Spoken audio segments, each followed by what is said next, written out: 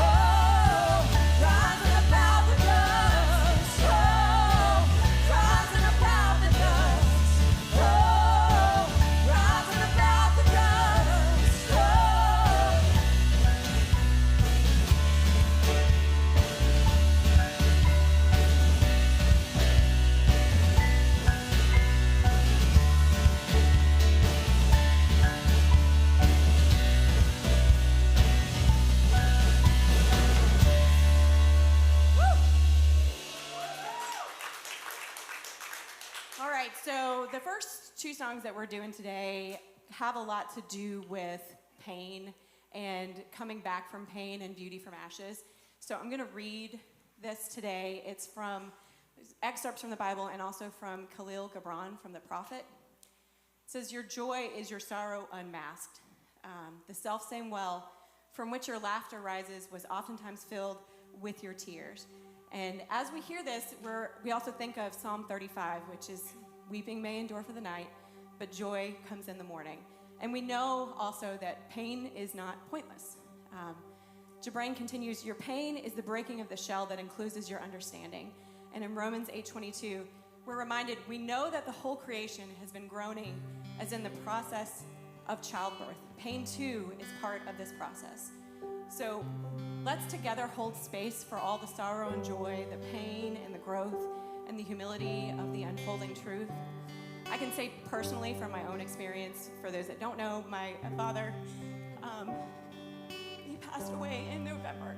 And my brother was, he was stationed overseas. He's a chaplain in the military. And he got to come home and be here for my father in his last moments. And then he was able to undeploy because there was so much that he had to do in this time frame, doing with my dad's estate and all of that. And he would have been there. He would have been there right now if it weren't for him coming home to be with us during my father passing away. And I've never been more grateful for that pain because it saved my brother from being there. And also, like, my siblings, through this pain, we've come together, there's 5 of us. And obviously when you have 5 kids, we don't always get along. But we have come together in a way that I don't know that we would have, except for that we know that this brought us together for a reason. And so as you guys are sitting here going through, which I know we're all going through, know that there's always a purpose that will come out of that. There are beauty for ashes. And we hope that you will kind of sit in that today and realize I don't need you to be happy and joyful right now, because obviously we're all going through so many things, but there will be something on the other side eventually.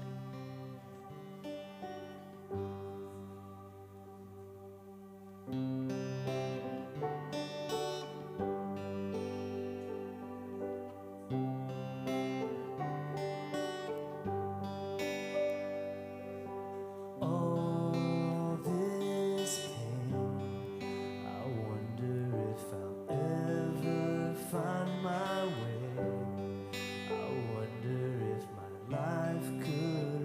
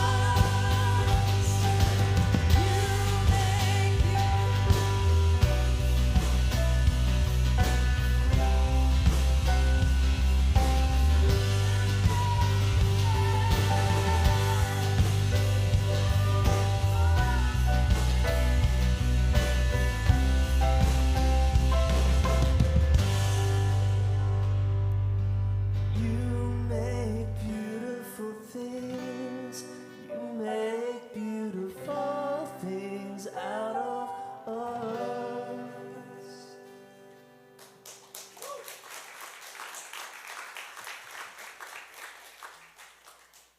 All right, guys. It is every introvert's least favorite part of the day, which is where we're going to go around and shake hands and kiss babies, give everybody hugs, and maybe ask them before you hug them. All right, y'all have fun. Go greet everyone.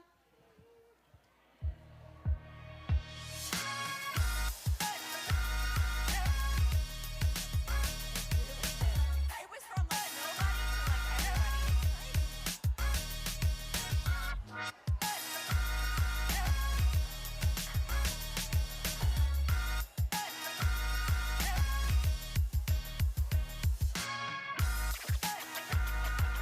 I was gonna go hug him.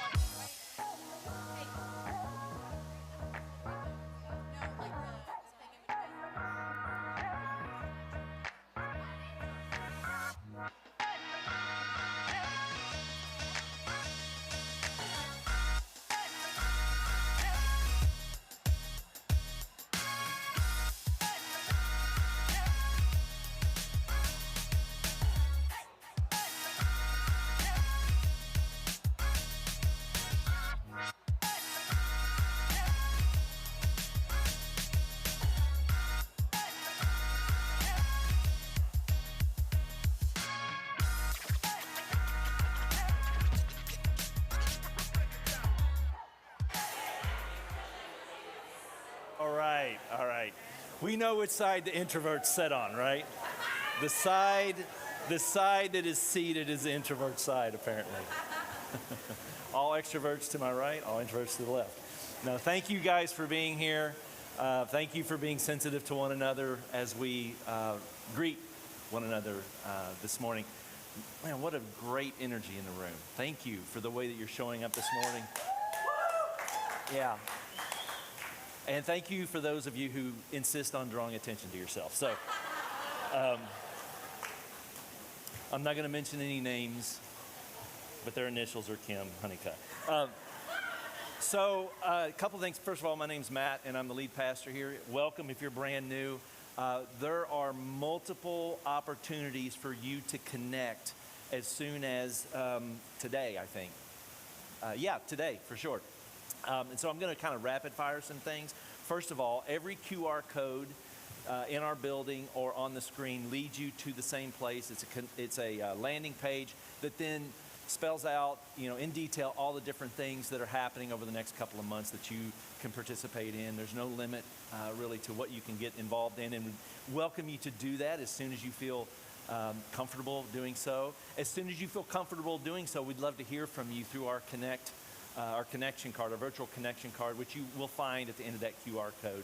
This gives us a chance to get to know how you found this, some things you might be interested in, and a way for us to maybe start a small micro dialogue with you as you decide whether or not this is a place for you, if you're feeling traction, and hopefully that would be the case. Also, just some things that are coming soon here at Watershed, again, as soon as today. I'm going to need to trust that you will go do a little research on your own, because there's so many that I can't really get, drill down into. I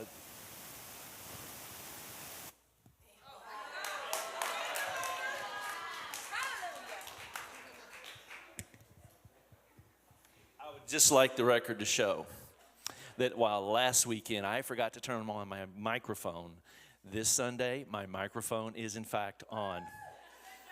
Come on. All right. So where was I? Oh, yeah, rapid fire.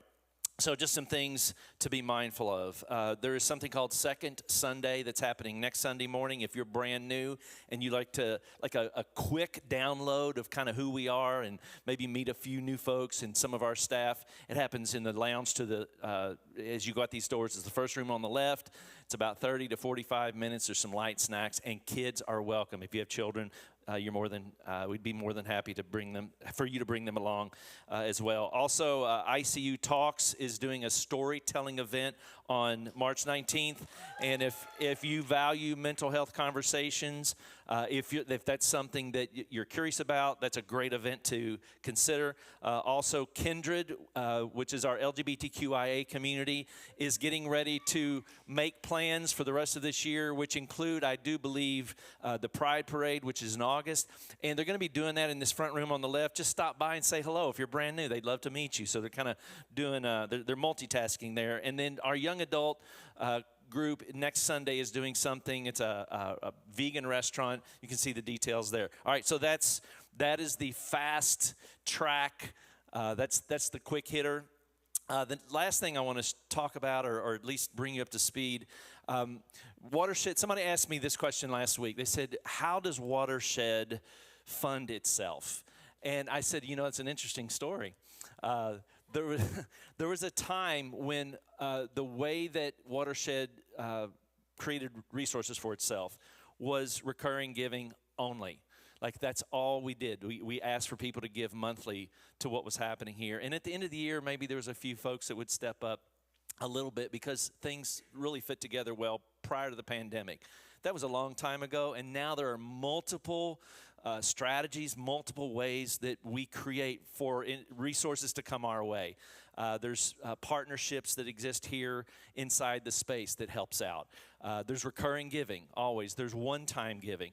This past year, there's two things that have emerged. One is it's always been around, and one is matching donations. And I wanted to mention this because this past year, north of $30,000 flowed towards us because several of you said, "I want to give through the matching program in my workplace."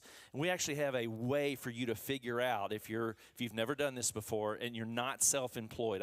If you're self-employed, this isn't necessarily for you. But if you work for an organization, there's a simple way to find out if your organization matches donations, and we qualify for these programs almost 100%.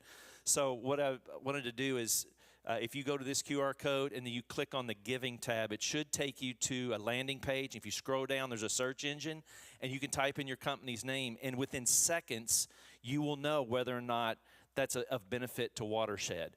And so I just wanted to mention that and ask those of you who work for corporations or businesses to just check it out and see what options there are. If you're currently giving and you could double your donation to Watershed, I think that would be good that'd just be a good thing, right? Everybody would get on board with that.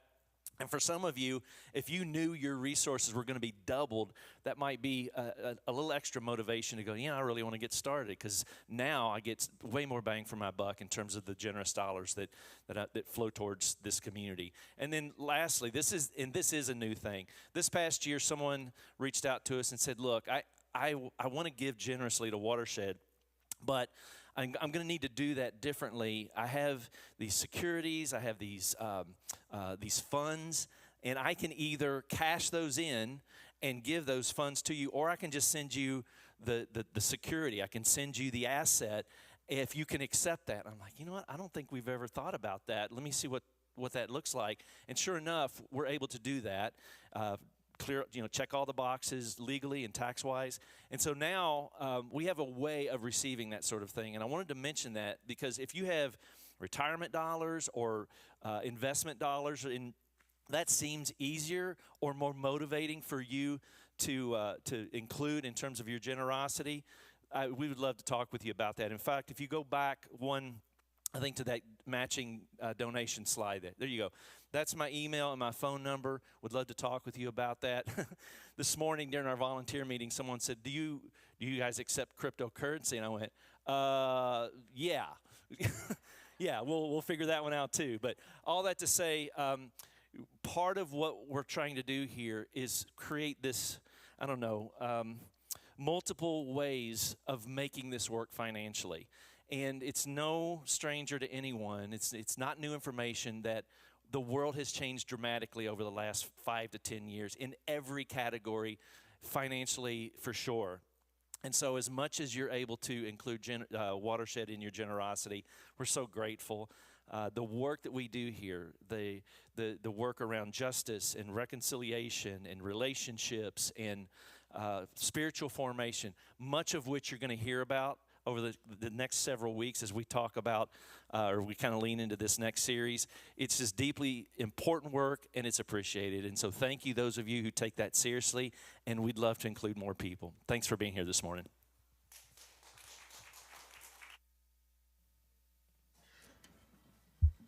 Here we go. 1, 2, 1, 2, 3, 4.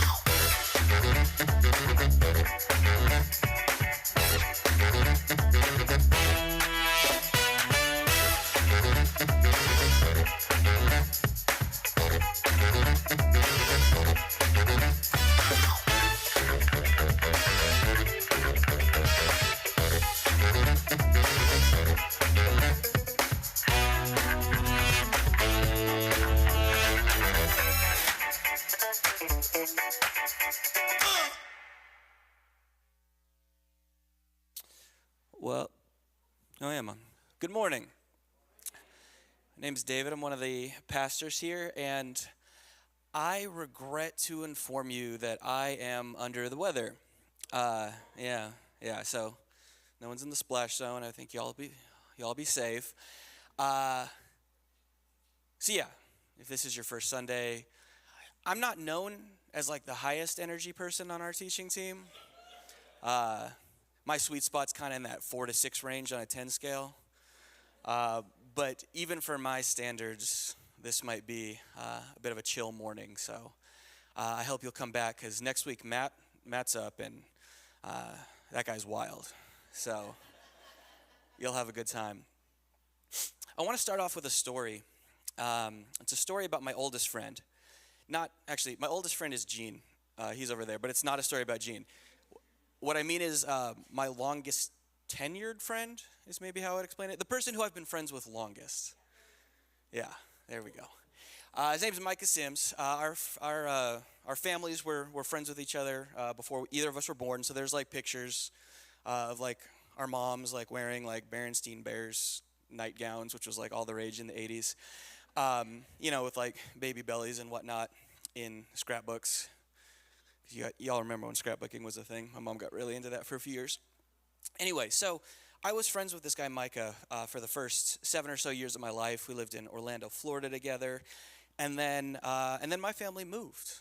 We moved to Salt Lake City, Utah, home of the Real Housewives, and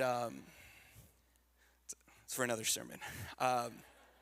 We actually drove up to North Carolina. We did a trip to Smoky Mountains with Micah's family before we moved. And I mean, I remember kind of, giving hugs at the Asheville airport before we got on a plane to fly across the country. And we stayed in touch, Mike and I. And this was like pre-social media and stuff like that. But we stayed in touch. Exchanged Christmas cards as families and whatnot. But really, he was kind of a childhood friend, not like a lifelong friend, just simply because of the distance. Well, fast forward 20 some odd years, and I'm living in Arizona with one of my uncles, and I get a phone call at like 1 or 2 in the morning from one of my college friends, Brendan.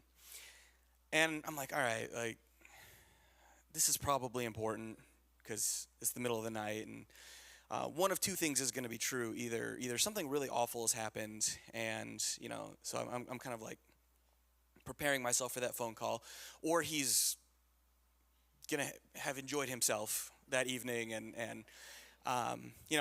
it kind of felt like only two options. So I answer the phone, maybe against my better judgment, and immediately I'm like, okay, it's the latter option. It is so loud. He's in like a club or something like that, and he's yelling. He's like, David, what, man? He's like, guess who I'm with? I'm like, I don't know. I thought it was going to be like a celebrity or something. I was like, I give up. You tell me. He says, I'm with Micah Sims. I shot up in my bed because I was in bed because it was 2 in the morning. And I'm like, what? How are you? Explain yourself. And I guess what had happened is completely without any intervention or involvement on my part,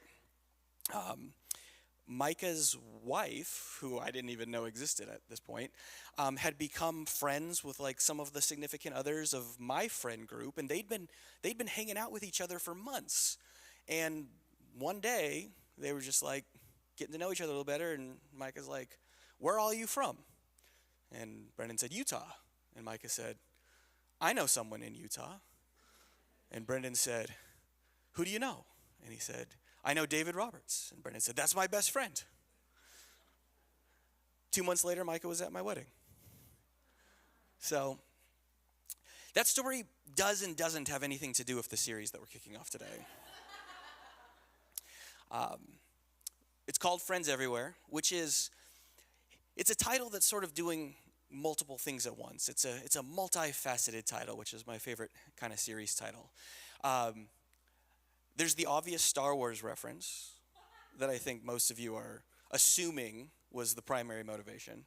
If you don't know what I'm talking about, the most recent Star Wars show, or I think it's the most recent, Andor, if you haven't seen it, even if you're not a Star Wars fan, highly recommend it. But there is I'll try to go quickly here. The premise of the show is it's the early stages of the rebellion against the Galactic Empire. So if you've at least seen the original Star Wars movies, the Empire, bad guys, the rebellion is the good guys.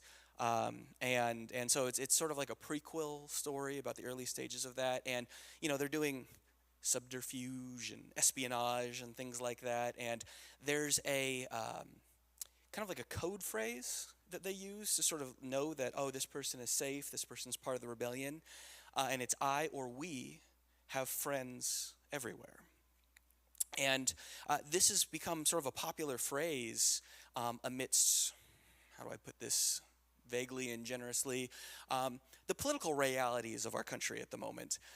People are showing up at protests and things like that with signs kind of saying, we have friends everywhere. The idea being that no matter how kind of bad things feel or kind of how terrifying or depressing or frustrating things get, there is this sense of solidarity. There is this sort of collective sense of we're not alone in the fight against marginalization, exploitation, fascism, things like that. So that's a piece of it. The other piece of it is this. Many of you know that this last September, Watershed celebrated its 20th anniversary. And in the ensuing months, our staff, our lead team, our other leadership teams, we've been kind of asking ourselves the question, what does it look like to lay the foundation for the next 20 years of ministry? We're that optimistic. We think we're going to be here in 20 years. Yeah, I'm sure we will. TBD if I will, but sorry, I didn't mean that to sound like morbid or anything like that. 20 years is a long time. But no, and really to do that well, we're kind of asking ourselves, what does the next 3 to 5 years look like to really lay that foundation? And so this series is kind of born from those conversations. It's kind of asking the question, all right, who have we been and who are we becoming? Really looking back to the stories and the ideas that have shaped us over the first 20 years of this community's life, and then using that to sort of aspire, to project, to dream a little bit into the future of kind of who we want to continue to become, who we want to continue to be. And so we talk a lot about like first words as opposed to last words here at Watershed. A little bit this is first words, but I want to amend that a little bit because I think sometimes when implicitly when we're naming that we're speaking first words, what is maybe obscured by that is the fact that really in all we do, we're standing on the shoulders of people who came before us. And there's multiple senses where that's true. I mean, we locate ourselves in kind of part of the 2,000-year-old Christian tradition. We're in dialogue with those who came before us in this multifaceted, kind of pluralistic spiritual tradition that we call Christianity. Many of the ideas around justice and inclusion that have come to shape our community are kind of built upon the work of people who kind of made sacrifices and inroads in some of these things beforehand, and so we're just sort of picking up the baton that's been passed to us in many ways and hoping we steward that well for a season. And so this series kind of locates itself in that space. Maybe not first words, certainly not last words, but middle words, or at least our words in this season. As we try to make sense of who we are and maybe what God is calling us or asking us to be, both here in Charlotte and abroad in the coming years.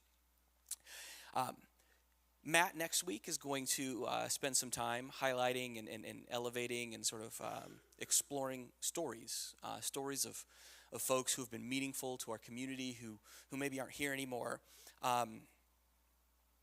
Today I kind of wanted to lay the foundation by talking about some big ideas.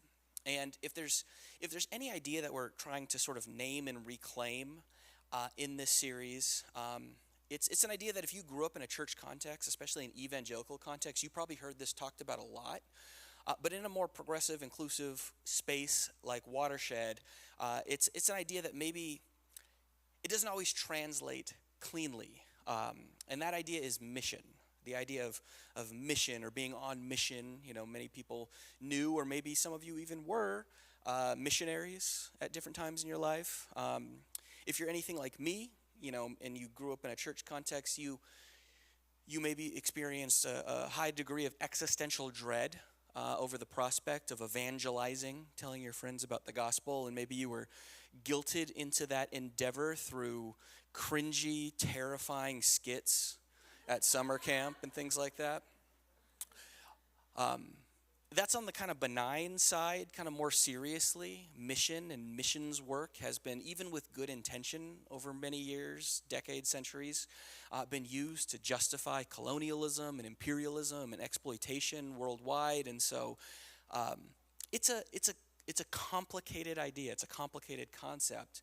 And it's one that churches like ours have not always known how to reclaim or to explore or to make sense of as we attempt to sort of discard harmful or abusive ways of relating to our faith and maybe take on more just, more generous expressions of Christian faith and spirituality. But I think the idea of mission is worth reclaiming. My formal training, actually, technically, is in missiology. My seminary degree is a Master's of Arts in intercultural theology.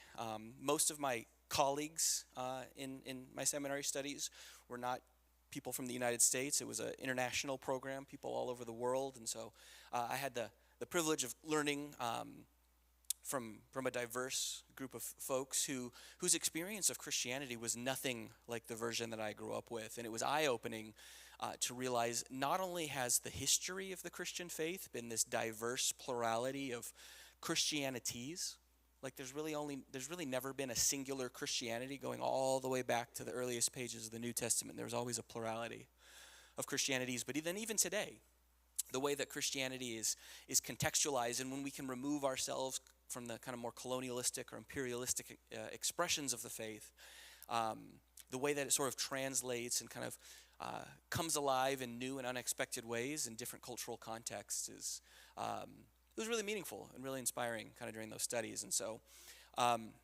with as much energy as I have left this morning, what I want to spend the rest of our time doing is exploring 4 passages. It's 2 quotes, a prayer, and a Bible passage that have been really meaningful for me in the decade or so that I've been part of this community, Watershed, that I think can kind of help shape where we see ourselves going, both in this series, but maybe in the coming years as we sort of lay that foundation. So the first is a quote from a good friend of mine, a theologian named David Congdon.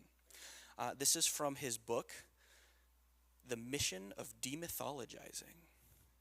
Sounds awesome, right? Real page turner, about 950 pages. It was his, it was his dissertation turned into, I guess, a more readable format. But it says this: for Christ and his followers, mission is always a journey into the far country, a journey towards the stranger. It is crucial to see that it is the transgression into the unknown itself that constitutes a missionary existence. There is no aim to convert the foreign into the familiar. For this reason, the missionary task, as redefined within an intercultural framework, is always a conversion of oneself to the other, and not in the least, a conversion of the other to oneself. So that's the most complicated quote, I promise. They get progressively easier from here. But no, I think this is an important idea. It speaks exactly to what I was alluding to a moment ago when there's often a taken for granted assumption within Christian history, within the Christian tradition, that we have something that everyone else needs. And our job is to share it with them so that they too can be like us. To sort of appropriate whatever their way of being in the world is, sort of in love, get them to adopt our way of thinking, our way of being in the world, our way of understanding God and Jesus, et cetera, so that they might be saved, so that they don't go to hell or whatever. And again, even with good intention, it is very much a conversion of the other to ourselves. And even the way that we often structure our churches and our spiritual communities is reflective of this, even unconsciously, where we model ourselves in order to draw people in, to sort of conform to a centralized image, to then send them out to do that work, to bring more people back and to kind of make them like us. And what this quote, I think, gets at beautifully, if a little complexly, is that going back to the pages of Scripture, that is actually, that being, the way that Christianity is traditionally thought of it, is actually the opposite of the way that the work and being of mission is structured in the life and ministry of Jesus. And the opportunity or invitation for us then is to reimagine what a missionary existence, what a sending or sent existence, what a way of being in the world that is postured with and for the other could look like in a way that's non-coercive, non-appropriative, non-exploitive, but rather almost akin to the very incarnation of Jesus in Scripture, a kind of self-emptying for the sake of the other, to be with and for the other. And so this next passage I want to look at, kind of building off of that, is kind of putting my money where my mouth is when it comes to the scriptural basis for what I'm talking about. Before I dive into it, you can leave it up there on the screen, but I want to give a little bit of context for this passage. So Acts is the first book in the New Testament after the gospel accounts, which are kind of biographies of Jesus told from various perspectives with different motivations and kind of priorities in each of them. And whoever wrote Acts is who we believe wrote the book of Luke. Claims to be someone named Luke. We don't know for sure if that's the case, but we're just going to call that person Luke for our purposes. And like all of the gospel accounts, Luke includes an account of Jesus' resurrection. You could argue Mark kind of doesn't, because there's no body. Jesus doesn't appear at the end of Mark.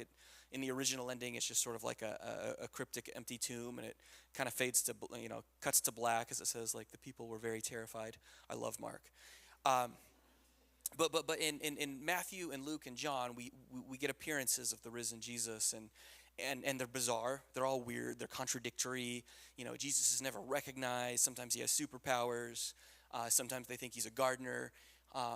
Kind of runs the gamut of kind of reactions to a dead man raised to life. But as Luke's story sort of begins to kind of consolidate or kind of narrow towards its end, the disciples, the followers of Jesus, they kind of want to get back on track when it comes to the plan. And so we find them with Jesus, and they're like, okay. And this is like kind of like the message, the way I'm going to paraphrase this right now. So just know that I'm not like quoting scripture directly. It'll make sense when you hear how I'm going to say it. So they're like, all right, Jesus, that whole crucifixion thing, that was kind of weird. This resurrection thing, still kind of blowing our minds. Don't totally understand how you're walking through walls and things like that, but we can sort of see how this might kind of help with the plan. The plan, of course, in their minds being, we're going to kick the Romans out and pretty much take over for them, be the new kind of, empire, but on behalf of our God, the right God, the good God, the Jewish God. And at this point, Jesus, who has spent, numerous years with them, trying to sort of separate them from this kind of more violent notion of the kingdom of God, went through a whole, crucifixion ordeal, that they saw. He's just done. He's just like, oh my gosh, I'm done with you guys. So what does Jesus do? He pieces out. He just teleports back to heaven. And because he's like, yeah, I can't with you guys. And so I'm going to remove the last thing that you can use to objectify myself and my mission. I'm going to remove me. I'm just going to remove my body. No more objectification of Jesus.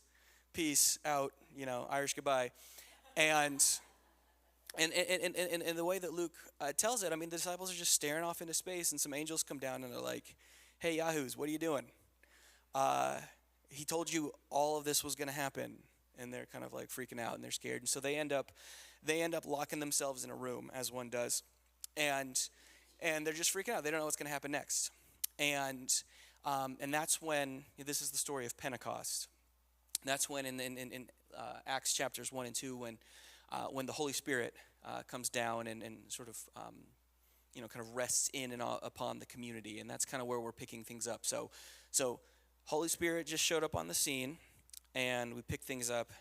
Acts chapter 2, verse 6 says this. It says, and at this sound the crowd gathered and was bewildered, because each one heard them speaking, them being the disciples, in the native language of each. Amazed and astonished, they asked, "Are not all these who are speaking Galileans? And how is it that we hear each of us in our own native language? Parthians, Medes, that one, and residents of Mesopotamia, Judea, and Cappadocia, Pontus and Asia, and some other ones, Egypt and the parts of Libya belonging to Cyrene, and visitors from Rome, both Jews and proselytes, Cretans and Arabs, in our own language, we hear them speaking about God's deeds of power." All were amazed and perplexed, saying to one another, "What does this mean?" But others sneered and said, "They are filled with new wine." Like I thought my friends were when they called me at 2 a.m. So what's going on here? The story of Pentecost is often framed as sort of the reversal of the Tower of Babel story, which if you grew up in sort of the felt board era of Sunday school, you're familiar with. One of those early Genesis stories that seeks to explain how we have so many languages. Did that story actually happen? Probably not, but it's illustrative of something true about kind of it being the Babel story about human hubris and the desire to be like God and things like that. And in the Babel story, the people are trying to build a tower to heaven so that they can like overthrow God or something, which is a terrible idea. And God, in order to, I think, really gently undo this plan, confuses their languages, and so they can't communicate with one another anymore, and so no more tower. And the idea then is that this Pentecost story undoes that. But I don't think that's quite right.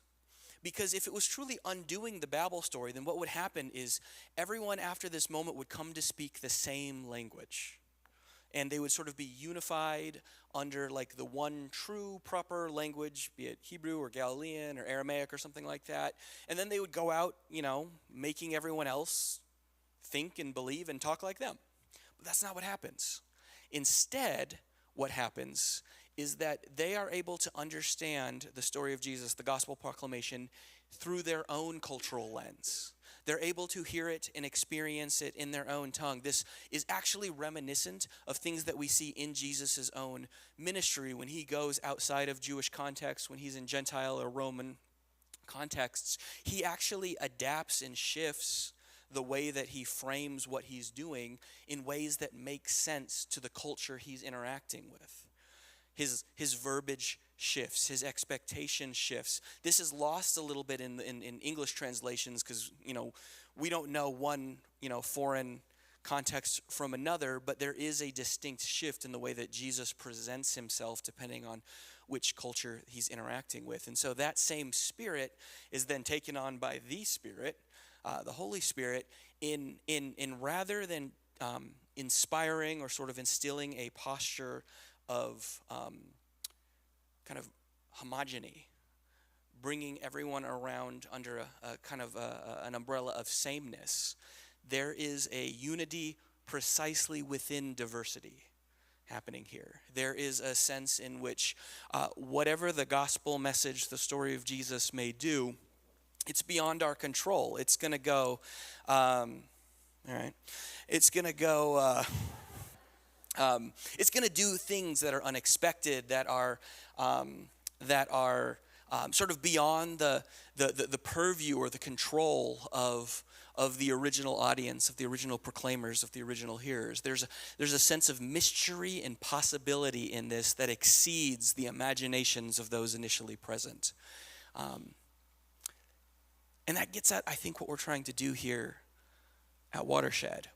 There's a sense in which we want to adopt, we want to put on an outward-focused posture, one that is creating space here for transformation, but as people go out, and this is going to look different. This is going to look different.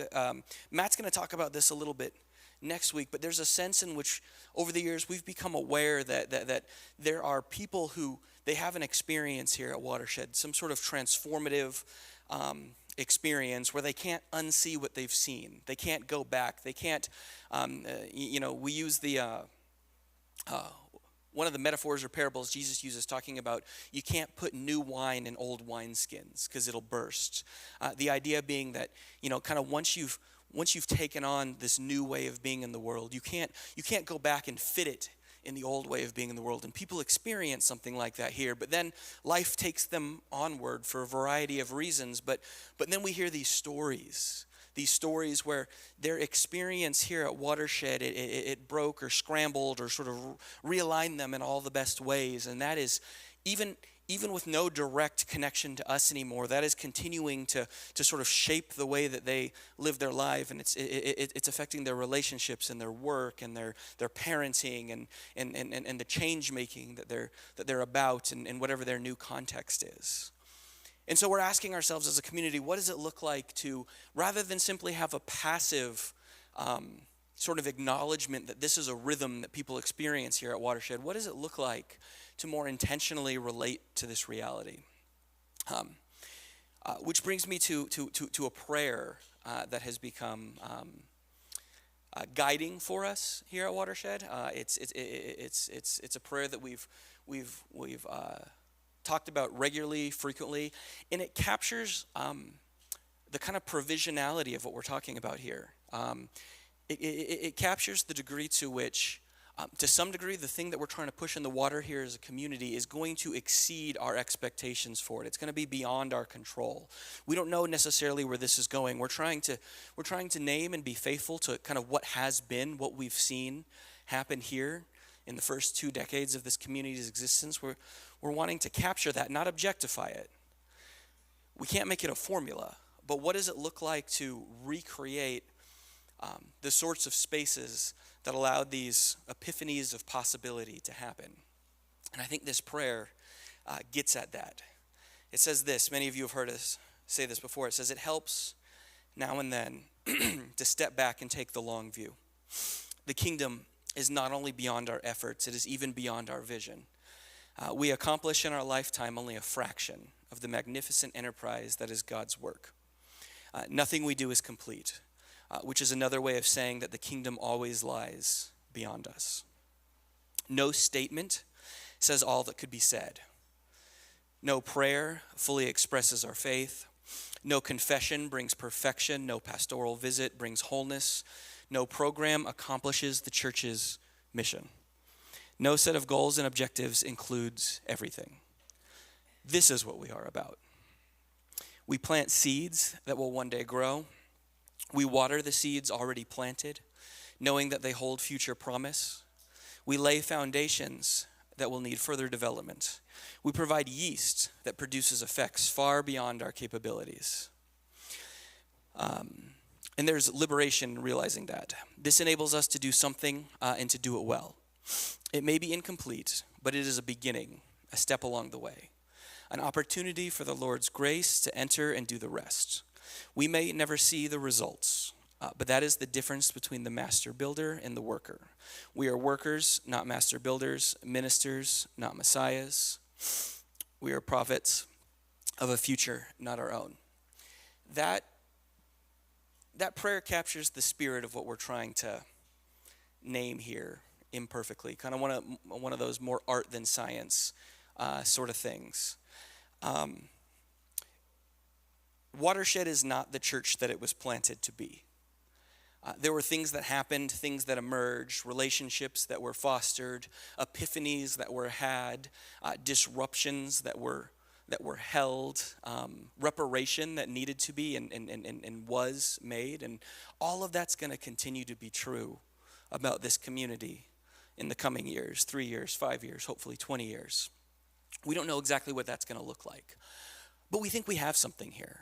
We think we have something joy-filled, hope-filled, something meaningful, something worth emulating, reproducing, recreating, sharing, building a mission around. And that's what this story is.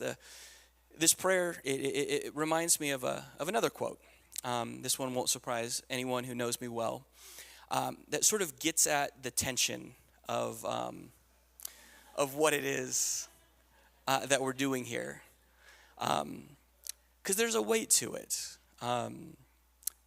Obviously, we want to have fun, want to root everything that we do in joy, but there's a weightiness to the work that we have to do here. We're pushing back against systems and structures. We're pushing back against experiences and abuses and traumas.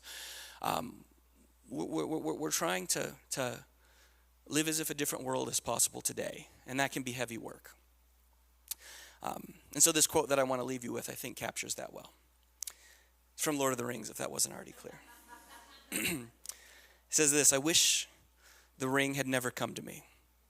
I wish none of this had happened," said Frodo. And Gandalf responds, he's the wizard, "So do all who live to see such times. But that is not for them to decide. All we have to decide is what to do with the time that is given to us. There are forces at work in this world, Frodo, besides the will of evil." This series is about reminding ourselves of that truth. You're going to hear stories about people who were part of this community, who have gone on to do amazing things, and they're still tethered to us in spirit. And if you take anything away from this morning or this series, I hope it's this, that whether you know it or not, whether you're aware of them or not, you really do have friends everywhere. There are people at work resisting the will of evil all over this country, all over this city, all over this world. We're not always aware of them. We're not always coordinated with them. But they're at work. They're everywhere. They're friends. We're in solidarity with them. Our mission to some degree is to help make more of them, to send people out to be change makers in a world that desperately needs it. That's the invitation of this series. That's the invitation of this community. So thank you for making it possible. Thank you for being here. And I hope that you stick around for the coming weeks, both to be encouraged by some of those stories and maybe to begin dreaming or imagining how your story, maybe 20 years from now, might be the one that we tell in the next version of this series. Thanks for being here. You will not see me after I step off this stage. I'll be heading straight to my car, loading up on NyQuil, and hopefully fully recovered to see you again next week. Happy Sunday.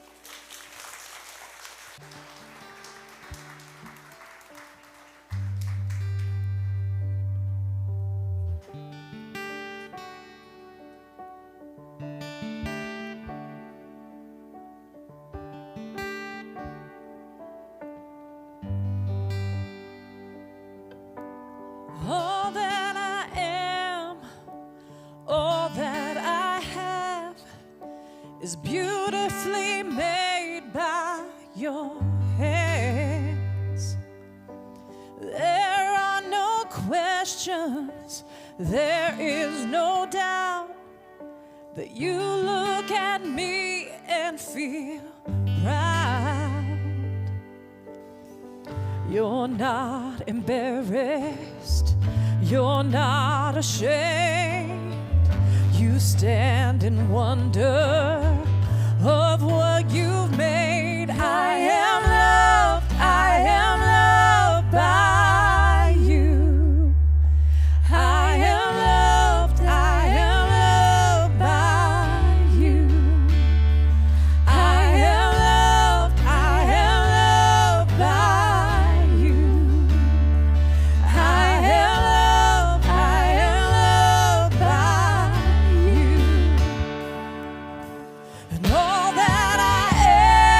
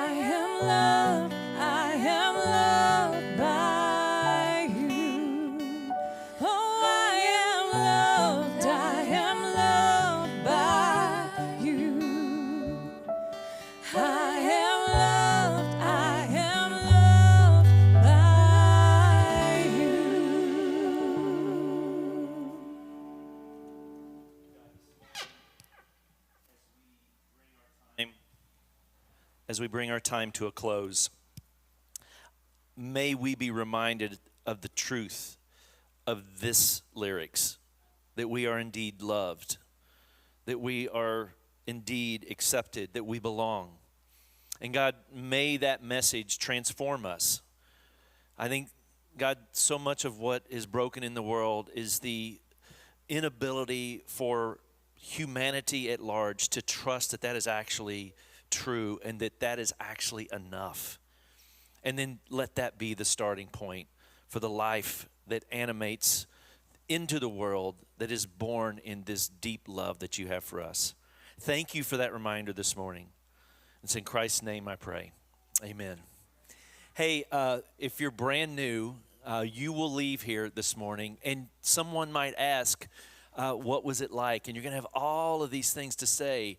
But one thing that you will also have to make sense of is what happens the next 5 minutes.